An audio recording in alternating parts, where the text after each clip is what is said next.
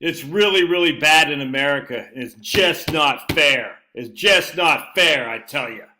How dare you, Josh? How dare you? You must be privileged. Let's look at some bot comments, I guess. Funny, actually. You'll get a kick out of this. So check this out. Here's the video I did. I'm sick of Richmond, north of Virginia, north of Richmond, whatever it's called. I only got 4,000 views, but I want to share with you a couple comments here. It's pretty funny because a lot of bots came out.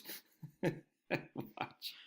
That's not a bot. I like him. He just says, "You're off base. Don't blow it. You work hard. You've been fortunate. Not so much for a lot of people. This is about government overreach and control. Nothing more, nothing less." I said, "You're fortunate too. You live in the United States. You're fortunate." Check this out. This guy, right? Barry Behrman. He's all over the comments. All over. He says, "I'm willfully oblivious. My next step is to become a plantation foreman." But I've never heard of Barry Behrman 3511. Talk about now. Jill's not a bot. Jill disagrees with me. This okay? That's fine. Carl's not a bot, but this guy's a bot right here. Check this out too. Here he is again. Barry, willfully oblivious. I've had it good for too long. And then he goes right here. This is Barry Behrman, aka Botman. "I suggest you spend 10 to 16 hours a week at a homeless or food pantry to talk with people. You are wrong not to try to understand the underlying pain and how much crap is in the lower 50%. Choosing oblivious on your part is egotistical. You're not connected with a lot of fellow humans." And I said, "Thanks for proving my point that the guy wasn't taxed to death." Let's keep going here. And Prairie Mark, he and I have had many disagreements and many agreements. We have different opinions on things. Shocking that. Anyway, he says, "I remember Paul Harvey hated the song 'Take This Job and Shove It,' but Johnny Paycheck has some point too." Yep. And here's my man Johnny. And Johnny's a good guy. He disagrees with me immensely on this because I still trust your advice, which is not your taste in music. Well, I do love metal and hardcore. Let's see here. There's Barry Beam again. "That is the point. $14.50 an hour, $2,500 a month, neglecting taxes." I said, "Where?" My daughter, and I don't even know why I bothered responding to bots, but still it's funny. "My daughter just got a job offering work in a Greek restaurant for $14.50 an hour with tips." Oh, and she's 19 and in college. So, come on. I tell you, I was talking to this guy today earlier, and I got more to share with you here. So hang tight, because we're gonna have some fun. We're gonna go back in history. I was talking to this guy today. And he's just crushing. And he graduated high school just barely, but he's just let's just say he's just crushing. You know what I'm saying? He said, I did get some luck, but I created my luck. I created my luck because I was there at the right time, at the right place, because I freaking worked my ass off. Didn't have a dad growing up, you know what I'm saying? Didn't have anyone. It was just me. Had to take care of myself, and I took care of myself, and now here I am. And it's just kind of funny because we have a lot of similarities in terms of the way we grew up. And I was like, it's just, you create your own luck. Yeah, you have fortune. I was fortunate because I created my luck. In 2000, just as a reminder, my friends, in 2007 or 8, I can't remember, one of those years, 2008. Yeah, I think it's 2008. I only made $32,000. 4 kids, $32,000, dude. 32,000 schmackaroonies in 2008. That's 15 years ago. $32,000. We'll even say it doubled in time. Let's say it's 70,000 today. It's not, but let's just say it is. You know what I'm saying? We didn't get welfare checks. We didn't get anything. So I laugh. All right, let's keep going here. We got, I can't eat a laptop. I was like, dude, oh my goodness. I said, you can't eat a laptop. Do you even hear yourself? The point is a laptop and other sources of technology we have allow you to create income streams that there was no way you could think about just freaking 20 years ago. It's insane. I can't eat a laptop. Like, you can use, it's a freaking MacBook Air. I was probably 10 years old. I think I paid $200 for it, dude. I've been using this literally for the last 4 years on my YouTube channel. I think it's in 2016. Still crushing. So here's Josh is out of touch and ignorant. Ignorant means you don't know. Ignorance can be fixed, but you'd have to want to. At least you acknowledge that. Here's Panama. Here he is. Let's look for this guy. This kind of reinforces the idea that if you're within a certain economic class of society, you can't find common ground with an economic class as opposed to. This video is proof of that. Oh my goodness. Where's that other Panama guy? I never seen this right here. That's because this song actually offenses my sensibilities. He realizes he's privileged and the song encroaches on his entitlement. The only reason why anyone would really dislike this song, Panama has never been around here, these parts before ever. Then this guy, Johnny, I think Johnny Reno has been about, maybe not, because he says, was this a financial channel or a soapbox? I said you're new here. Oh my goodness. Let's see here. Both sides do get triggered, 100%. The right wing gets just as triggered as the left. And this is my man Johnny Adams. He keeps, but I know he's not a bot because he's been around for a long time. And I said right here, my man Johnny Adams says, "Hey Josh, I'm not a bother." He meant to say bot. "You have my number someplace because I'm a client. I know it's said tongue in cheek, but really when the majority of people see," and I said, I didn't say everyone's a bot. I said I wonder if the majority are, not just the people who disagree, but how would we know? Here, right here, Panama again. It's always amazing. How the very privileged or lucky always seems to look down on those who don't have the same opportunities. Okay, so anyway, Panama's a bot. I've never heard him before, but anything like that. So I want to share with you, though, the most important comment from this. This is my man here. This is a comment for the ages here. All right, so we're going to read my man's comment right here. Actually, before I do, I want to share with you something here. All right, hold on tight. My wife's house when she grew up. All right, my wife is 4 years younger than me, which would put her at 49. 11 people lived in that house. 11 people lived in that house right there. Yes, sir. No central air conditioning. One car. You can see no garage. And that's in Virginia, by the way, right outside Washington, D.C., in Woodbridge area. That's her house right there. All right. I just want to point that out. All right. So I want to point that out. That's where she lived. That's where she grew up right there. All right. Oh, by the way, if we turn, we can see a part was the basketball courts, the swim area right there. All right. The fire station right down there. All right. Bunch of townhouses right over here. Bunch of townhouses behind her. 11 people lived in that house. 11 people, no air conditioning. She shared a bedroom with two other of her sisters, and sometimes she'd have to deal with cat peeing on her clothes. It is 1,044 square foot because you can't use the basement. So there's a basement, small, but a basement because you can't use you can't use the basement square footage. Last sold for $300,000 in 2017. Let's see what else they say is sold. They think it sells for $406 right now. I don't know if that'd be worth $107,000 more than it was in 2000. But my mom, when my wife's mom died, she sold it for $186,000. And I don't know if they're gonna show it on here. Sales history, yeah, right here. See all sales history right here. Sold it for like $186,000. It sold for $273,000 in 2015. Let's see, $191 in 2015. So 2007 we sold it right there, $225. All right, so let's look at that. Let's look at this comment right here, by the way, because this guy crushes.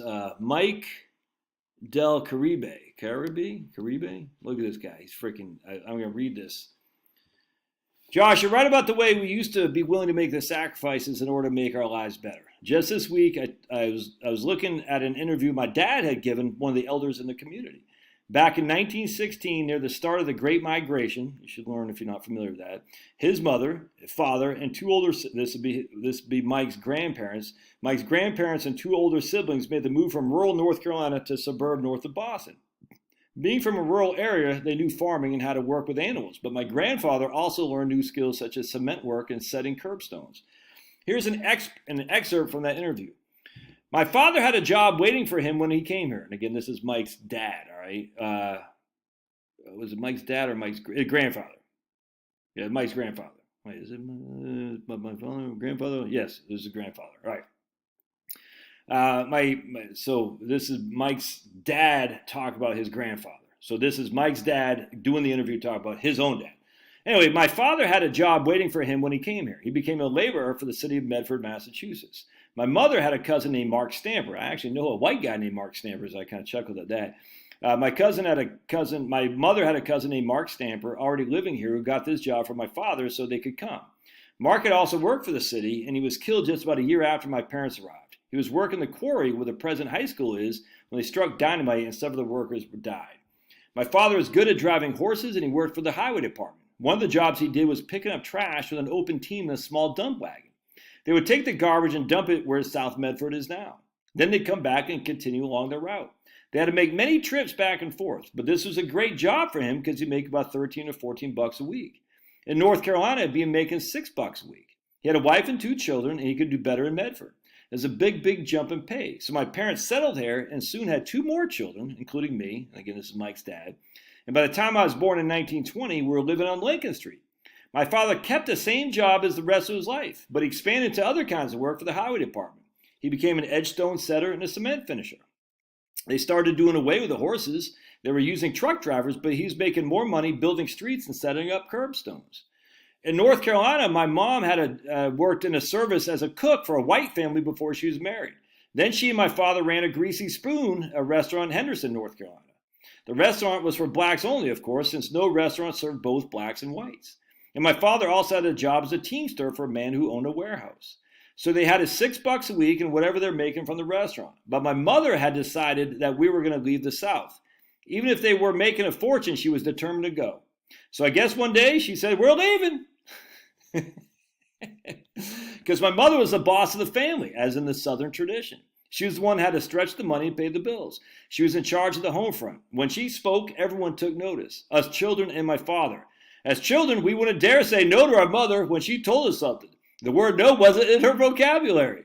Her name was Annabelle, and she was called Belle. She became part of this community. She belonged to the Daffodil Club and the Lend a Hand Club. She and my father were country people. They went to church picnics, the big Salem Willows picnic every summer, and the country fairs in places like Topsfield and Brockton. They liked to look over the livestock at the fairs, even though there wasn't a part of their lives in Medford, but see, North Carolina, they had grown up with animals. On the other hand, even here in Medford, throughout the time I was growing up, we kept chickens. Lots of people had chickens, so we all had fresh eggs and fresh chicken. I don't think I could eat chickens now. It tastes so different. All the freaking antibiotics and crap. Also, my father rented a lot of land on Lincoln Street that was 2 doors down from the house he grew up in, so we could have a house where we were, so we could have a big vegetable garden. Because it was in his blood that he was a farmer. He grew tomatoes, cabbages, all kinds of stuff. Then my mother's job was to can and preserve it. See, all the women did that then. We had a place in the basement set up for canning. And she would have 50 quarts of this and 75 quarts of that. She had shelves and shelves of jelly, all kinds. She made every kind of pie and cobbler you could think of. We had peach trees, cherry trees, and apple trees. If you didn't have those trees yourself, you bought from the fruit from the man that came around the horse and team, and you bought them by the bushels. At that time, we had many people who came door to door with a horse and team delivering goods. There was a bakery coming around with the bread and cakes and other baked goods. There was a vegetable man, a fish man, and an ice man. Then, of course, we also had stores, but no such thing as a supermarket. The closest thing to a supermarket was called the Big Bear, is where the U-Haul is now. But we had an AP and a First National right here in the neighborhood. By the time I was 10 years old, the Depression hit, but it didn't really make any difference to us. Sounds like the Song of the South by Alabama. We had always been poor. We never quite had enough money, but my father kept his job throughout, so there was always meat on the table. We had a meager amount of clothes, but it was the same for everyone. You had one good set of clothes for school, basically, but you'd have a few pairs for one good set of clothes for school, basically, but you'd have a few pairs of corduroy pants. And you could hear us coming down the school corridors a mile away in those corduroy pants because they rubbed together. Dude, I remember that like it's yesterday, the swishing. I think corduroys were poor boy pants. And my wife were talking about that. She said when she was like in 20 or something like that, I guess 18, 19, I think corduroys came in style. So they became not so cheap anymore. But I think because we had corduroys too. We had one set of school, one good set of clothes for school. It's obviously not just a white or black thing because I lived in Maine. Maybe it's a northern thing. I don't know. I'm sure it's the same thing in the South, actually. But that crazy. That's literally what I had. One good set of clothes for school. Corduroys. I remember it's like this yesterday. I just talked to Charlotte about that today. It's great. Then when you came home, you changed into dungarees. You had to save your good clothes. It was the same for adults. A grown man had one suit.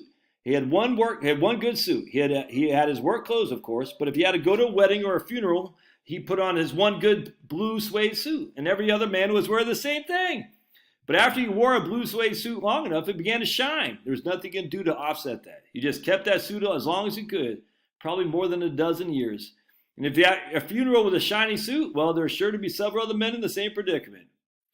It was the same. I want to say right here. Hold on a second. Check this out. All right, so he talks about this guy, Oscar. I'm not sure who Oscar was, but Oscar, from an interview with another elder in the community, Oscar is self-analytical, self-critical, and always open to change. He also knows when the decisions are easy and obvious and very much and when they are very much harder. All right, so this is great, though. He talks about how his son, did not do great in high school, but he went to Newman Prep for a year. He got to Massachusetts College of Pharmacy, and he made the dean's list, and he went to dental school. In 1977, he moved to Derry, New Hampshire to go into private dental practice. There had never been a black professional, and his father was completely against the move. My son got very angry with me. He said, Dad, I'm surprised you're so prejudiced. Oscar Sr. couldn't stop his son from going, even though he pictured Derry about as welcoming as Williamstown, Mass. I'm not sure what that is, but Time magazine was every bit as sure as Oscar Sr. that Derry was not ready for a black dentist. Writers from the magazine were assigned to track the past of a black dentist entering private practice in a town in Mississippi and in Derry's and Oscar Jr.'s practice in Derry, New Hampshire. The hypothesis was that it would work in Mississippi, but it would not work in New Hampshire. But Time magazine and Oscar Sr. were wrong. They killed the story because Oscar was accepted. But check this out. This is crazy. This is my man Mike here. One part I always find memorable was father comparing how his life versus how he thought others lived. This is his dad. Just about everyone was poor. I thought I was really poor because I had to sleep in the same bed with my brother. I imagine all those white kids had their own rooms. But I was shocked when I learned that many of them slept 3 to a bed. The lesson with Freya was not to waste my energy comparing my life to others and just do the best that I could. The grass isn't always greener on the other side. Dude. All right, let me check this out. This is Run DMC. It's like that. Remember Run DMC? All right, right here. I want to show you something right here. If you really think about it, times aren't all that bad. The ones that stretches for success will make you glad. Stop playing, start praying, and you won't be so sad because it's like that, huh? And it's the way that it is. Right here. But he says, you should have gone to school. You could have learned a trade, but you laid in the bed where the bums have laid. Now all the time you're crying that you're underpaid. It's like that, huh? And that's the way it is. 100% right here. And they say it goes, bills rise higher every day. We receive so much lower pay. I'd rather stay young, go out and play. No, right here. Money is the key to end all your woes. Your ups, your downs, your highs and your lows. Won't you tell me the last time that love bought you clothes? It's like that, huh? And that's the way it is. Ugh. Yeah, I just love that. He says, you should have gone to school to learn a trade, but you laid in the bed where the bums have laid. Now all the time you're crying that you're underpaid. Anyway, I don't know. You got to do what you got. I'll just show you something else here. Read my book, Relax and Retire. I just wonder how many people griping have ever been on an airplane in the last, just a year. Because you'll notice that you could not afford to take an airplane back in the day. You literally couldn't. I took one plane in my life until I was, 18 years old when I went in the Army. One plane. And that was the only reason I took that plane is because my granddad bought the tickets for us to go visit him in California because he was a pilot in the Navy and he was retired from the Navy. So right here, all right, 1941, it's going to be hard to see. But in terms of prices, look at the difference. A lot more expensive in 1941 to fly. Refrigerator.